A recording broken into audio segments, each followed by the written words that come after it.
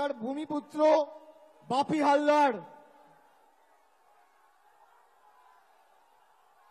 Diamond Harbour থেকে লড়াই করবেন।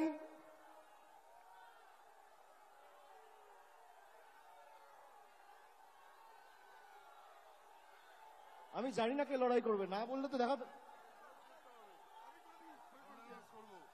ডায়মন্ড হারবার থেকে প্রতিদ্বন্দ্বিতা করবেন আমাদের সাধারণ সম্পাদক অভিষেক ব্যানার্জি।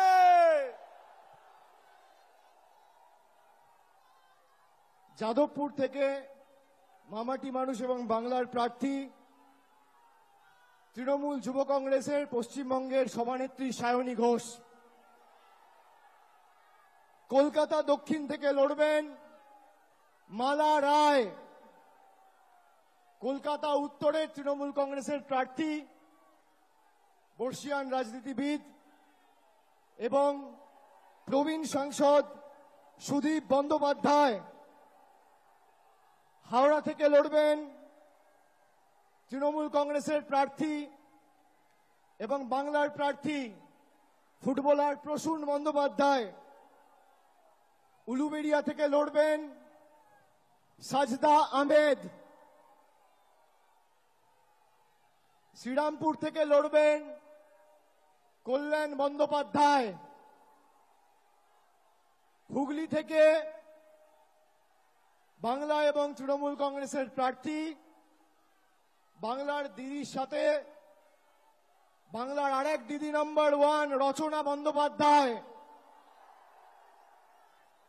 আরামবাগ থেকে লড়বেন মিতালি বাগ। তমলুক থেকে লড়াই করবেন, কে লড়বেন? ভাতৃপ্রতিম দেবাংশু ভট্টাচার্য।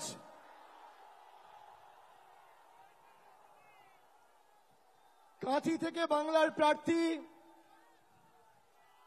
পূর্ব মেদিনীপুরের মানুষের সর্বক্ষণের কর্মী ভূমিপুত্র পটাশপুরের জেলা পরিষদের সভাধিপতি উত্তম বারিক। ঘাটাল থেকে লড়বেন দীপক অধিকারী দেব। ঝাড়গ্রাম থেকে লড়বেন পদ্মশ্রী এবং বঙ্গবিভূষণ কালীপদ সরেন। ঝাড়গ্রাম থেকে বাংলার প্রার্থী পদ্মশ্রী এবং বঙ্গবিভূষণ কালীপদ সরেন। মেদিনীপুর থেকে লড়বেন জুন মালিয়া। পুরুলিয়া থেকে লড়বেন শান্তিরাম মাহাতো। বাঁকুড়া থেকে লড়বেন তালডাংরার বিধায়ক অরূপ চক্রবর্তী। বর্ধমান পূর্ব থেকে লড়াই করবেন ক্যালকাটা মেডিকেল কলেজে কর্মরত associate professor of psychiatry doctor Sharmila Sarkar. Bardhaman Durgapur থেকে বাংলার প্রার্থী তৃণমূলের প্রার্থী কীর্তি আজাদ। আসানসোল থেকে লড়বেন শত্রুঘ্ন সিনহা। বোলপুর থেকে লড়বেন অসিত কুমার মাল।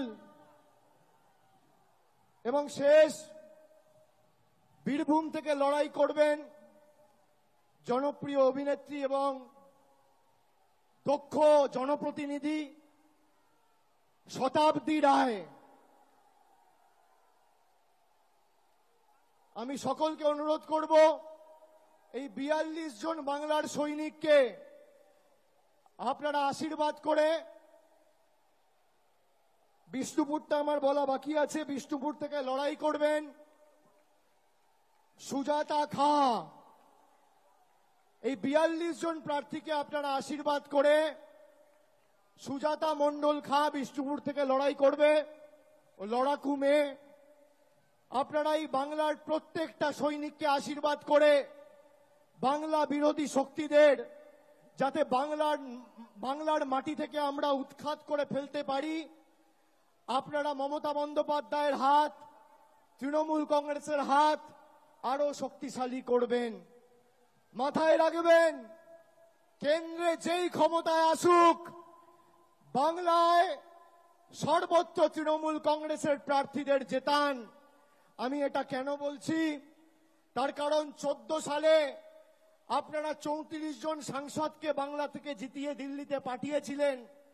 নরেন্দ্র মোদী হয়তো ভারতের প্রধানমন্ত্রী হয়েছিল, কিন্তু গায়ের জোরে গাজুয়ারি করে বাংলার 10 পয়সা আটকে রাখতে পারেনি।